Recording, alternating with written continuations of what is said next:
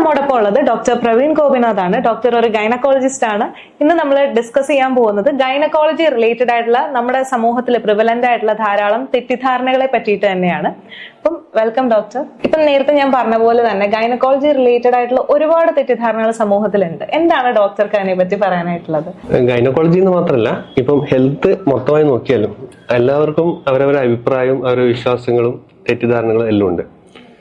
അപ്പൊ നമുക്ക് നേരിടേണ്ടി വരുന്ന പ്രശ്നങ്ങൾ അവരെ സ്വന്തം ഒപ്പീനിയൻ ആദ്യം മറികടക്കുക എന്നുള്ളതാണ് ഏതൊരു വിഷയത്തിൽ. ഇപ്പം എനിക്ക് ജലദോഷമുണ്ട്, ജലദോഷമാണെങ്കിലും തലേന്ന് വെള്ളം ഇറങ്ങിയിട്ട് എന്നുള്ളതാണ് പലരുടെയും വിശ്വാസം. അപ്പൊ ഈവൻ കോവിഡ് വന്ന് പോയിട്ടും വൈറസ് പടരുന്നതാണ്, അങ്ങനെയുള്ള ഒരു ധാരണയില്ല സമൂഹത്തിൽ. അപ്പൊ അത് ആക്ച്വലി തെറ്റായ ഒരു വിശ്വാസം എന്ന് മാത്രമല്ല, ശരിയായ ട്രീറ്റ്മെന്റും പ്രിവെൻഷനൊക്കെ അത് ബ്ലോക്ക് ചെയ്യാണ്.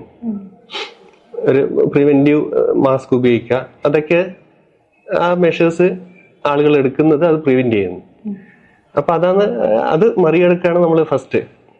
അപ്പൊ ഗൈനക്കോളജി ആണെങ്കിലും ഇപ്പോൾ ഗൈനക്കോളജി ഡീൽ ചെയ്യുന്നത് മെൻസ്ട്രുവേഷൻ, ഫെർട്ടിലിറ്റി, പ്രഗ്നൻസി, അതൊക്കെയാണ്.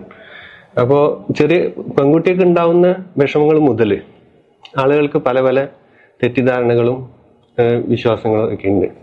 അതുപോലെ പ്രഗ്നൻസി കെയർ, അത് കഴിഞ്ഞ് കുട്ടികളെ കെയർ, അതിലൊക്കെ പല പല തെറ്റായ വിശ്വാസങ്ങളുണ്ട്.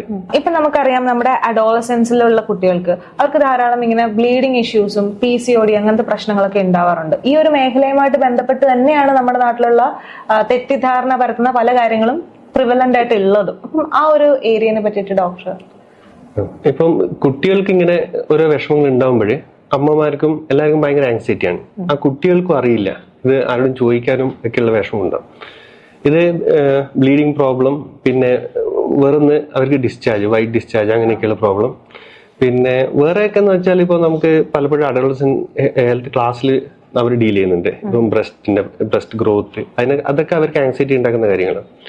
ഇപ്പോൾ വൈറ്റ് ഡിസ്ചാർജിനെ പറ്റിയിട്ടുള്ള ഇതിലേക്ക് വരാം. ആദ്യമായിട്ട് അത് ഒരു മൊത്തമായിട്ടുള്ള ഒരു വലിയൊരു ലെവലില് പിന്നെ സമൂഹത്തിലുള്ള ഒരു വിശ്വാസം എന്ന് വെച്ചാൽ വൈറ്റ് ഡിസ്ചാർജ് എന്തോ വലിയൊരു അസുഖമാണ്, അത് ശരീരത്തിനെ ആകെ ക്ഷീണിപ്പിക്കും, രോഗം ഉണ്ടാക്കും.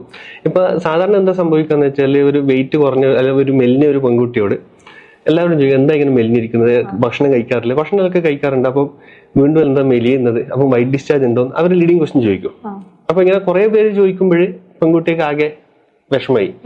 ഇത് 100% നമ്മളിപ്പം വേർക്കുന്നത് പോലെ വൈറ്റ് ഡിസ്ചാർജ് ഒരു നോർമൽ ഫിസിയോളജിക്കൽ പ്രോസസ് ആണ്. അപ്പോ ഇങ്ങനെ എല്ലാവരും ചോദിക്കുമ്പോഴേ അവരൊക്കെ ആക്സൈറ്റ് ചെയ്യും. ഈവൻ ഇതിന് ഈ ആയുർവേദ മരുന്നുകളൊക്കെ പ്രൊമോട്ട് ചെയ്തുകൊണ്ടുള്ള ന്യൂസ് പേപ്പർ ആഡ്സ് ഒക്കെ ഞാൻ കണ്ടു. അതെ, ഇപ്പം അങ്ങനെ പല ഒപ്പീനിയൻ പല ഭാഗത്തു നിന്ന് വരും. അപ്പൊ അവർക്ക് ഭയങ്കര ആങ്സൈറ്റി. ഇതൊരു നോർമൽ പ്രോസസ്സിനെ അവര് ഒരു ഡിസീസ് ആക്കി മാറ്റി പിന്നെ അതിനെ ട്രീറ്റ് ചെയ്ത് ഇതിന്റെ ട്രീറ്റ്മെന്റ് ഇതിനെ കൂട്ടും. ആക്ച്വലി ഇപ്പൊ നമ്മുടെ നാട്ടിൽ സാധാരണ എന്താ ചെയ്യുന്ന, ഡിസ്ചാർജ് ഉണ്ടാകുമ്പോഴേ അവര് വെള്ളം, ചൂടുവെള്ളം, സോപ്പ് വെള്ളം, പിന്നെ ഡെറ്റോള്, അതേപോലെ കമ്പനീസ് പ്രോഡക്ട്സ് ഇറക്കും, വി വാഷ് എന്നൊക്കെ പറഞ്ഞ പ്രോഡക്ട്സ് ഇറക്കും. അപ്പൊ അതൊക്കെ ഉപയോഗിച്ച് കഴുകും. അപ്പൊ നമ്മളിപ്പം ജലദോഷം ഉണ്ടാകുമ്പോൾ മൂക്ക് കഴുകിയാലുണ്ടോ, നമ്മൾ അങ്ങോട്ട് ഇൻട്രൊഡ്യൂസ് ചെയ്യും ഇൻഫെക്ഷൻ. അതുപോലെ നമ്മള് വെജിനല് നോർമൽ ബാക്ടീരിയ ഉണ്ടാവും, നോർമൽ ബാക്ടീരിയൽ ഫ്ലോറ ഉണ്ടാവും. അപ്പൊ നമ്മൾ കഴുകുമ്പോൾ അത് അങ്ങ് കഴുകി കളയുന്നു. അപ്പം ഫോറിൻ അലിയൻ ബാക്ടീരിയ ഒക്കെ കയറാൻ എളുപ്പമായി. അത് നമ്മൾ റോക്കി വിടുകയാണ്. നമ്മളെ ഡിഫൻസ്, നമുക്ക് ഗുണകരമായ ബാക്ടീരിയ നമ്മൾ കഴുകി കളയുന്നു. അപ്പൊ നമുക്ക് കൂടുതൽ ഇൻഫെക്ഷൻ ഉണ്ടാവും. അപ്പോ ജസ്റ്റ് റീഅഷുറൻസ് ഈ കേസിൽ വേണ്ടു. ഇപ്പം ശരിക്കും പറഞ്ഞപ്പോ വൈറ്റ് ഡിസ്ചാർജ് നോർമലാണ്. അത് ശരീരം മെലിയിക്കില്ല, നടുവേദന ഉണ്ടാക്കൂല, യൂട്രസിന് ഭാവിയിൽ പ്രോബ്ലം ഉണ്ടാക്കൂല, ക്യാൻസർ ഉണ്ടാക്കൂല. ഓക്കെ. അപ്പം ഇത് എക്സസ് ആവുകയോ അങ്ങനെ എന്തെങ്കിലും പ്രശ്നം വരുമ്പോൾ നമ്മളൊരു ഗൈനക്കോളജിസ്റ്റിനെ കാണാൻ? ഇല്ല, അത് ആകെ ഇൻഫെക്ഷൻ ഉണ്ട്. ഇൻഫെക്ഷന് ഡെഫിനറ്റ് ആയിട്ടുള്ള സൈൻ ഉണ്ട്, ചൊറിച്ചില്, ഇച്ചിങ്, അത് മാത്രമേ ഉള്ളൂ. ഇതിന്റെ അളവ് ഹോർമോൺ അനുസരിച്ചിട്ടും കൂടും കുറഞ്ഞൊക്കെ ഉണ്ടാവും. അപ്പൊ എക്സസിനായിട്ടൊന്നും പോകേണ്ട ആവശ്യമില്ല. എക്സസ് ആവുന്നത് ഇവരിങ്ങനെ ചെയ്യുന്നത് കൊണ്ടാണ്. ഓക്കെ. അതിന്റെ കൂടെ ചേർത്ത് തന്നെ മറ്റൊരു കാര്യം ചോദിച്ചോട്ടെ. ഇപ്പൊ ഡോക്ടർ വി വാഷിന്റെ ഒക്കെ കാര്യം പറഞ്ഞു, അതും അങ്ങനത്തെ പ്രോഡക്ട്സ് ഇപ്പൊ ധാരാളം അവൈലബിൾ ആണ്.